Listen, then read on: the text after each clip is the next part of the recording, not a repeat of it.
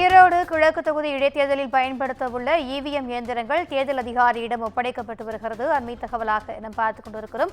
2023ஆம் ஆண்டு நடைபெற்ற இடைத்தேர்தலில் பயன்படுத்திய மின்னணு வாக்குப்பதிவு இயந்திரங்கள் தேர்தல் நடத்தும் அதிகாரி மணிஷிடம் ஒப்படைக்கப்பட்டிருக்கிறது. கூடுதல் விவரங்களை எமது செய்தியாளர் மணிகண்டன் வழங்க கேட்கலாம். வணக்கம் மணிகண்டன், இது குறித்த கூடுதல் விவரங்கள்.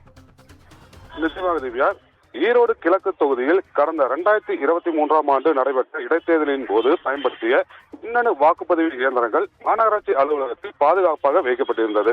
இந்நிலையில இந்த கிழக்கு தொகுதியில் எம்எல்ஏவாக இருந்த EVK இளங்கோவன் உடல்நலக் குறைவால் உயிரிழந்ததை அடுத்து இந்த தொகுதியில மீண்டும் இடைத்தேர்தல் பிப்ரவரி 5ஆம் தேதி நடைபெறும் என அறிவிக்கப்பட்டதால் மாநகராட்சி அலுவலகத்தில் இருந்து வாக்குப்பதிவு இயந்திரங்கள் அனைத்தும் ஈரோடு RDO அலுவலக வளாகத்தில் உள்ள இந்திய தேர்தல் ஆணைய வாக்குப்பதிவு இயந்திர கிடங்கிற்கு கொண்டு செல்லப்பட்டது. பின்னர் அங்கு பெல் நிறுவனத்தை சேர்ந்த 8 பொறியாளர்கள் தலைமையில் அந்த வாக்குப்பதிவு இயந்திரங்களில் பதிவாகி இருந்த பதிவுகள் அனைத்தும் அகற்றி பழுது நீக்கம் செய்யப்பட்டு அடுத்த வாக்குப்பதிவிற்காக தயார்படுத்தப்பட்டது. மேலும் பழுதான இயந்திரங்களை மாற்றி வேறு புதிய வாக்குப்பதிவு இயந்திரங்களையும் மாற்றி அமைத்தனர்.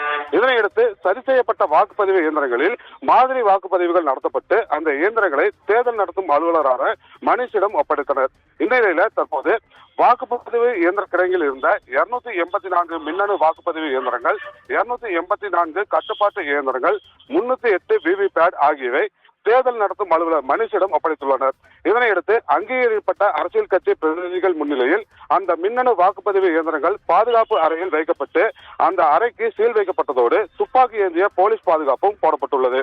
இதனையடுத்து தேர்தலுக்கு சில நாட்களுக்கு முன்னதாக இந்த மின்னணு வாக்குப்பதிவு இயந்திரங்களில் வேட்பாளர் பெயர், சின்னம் போன்றவை பொருத்தப்பட்டு வாக்குப்பதிவு தினத்திற்கு முந்தைய நாளில் இங்கிருந்து அந்த வாக்குச்சாவடி மையங்களுக்கு எடுத்து செல்லப்படும் என அதிகாரிகள் தெரிவித்துள்ளனர். திவ்யா, கூடுதல் விவரங்களுக்கு நன்றி மணிகண்டன்.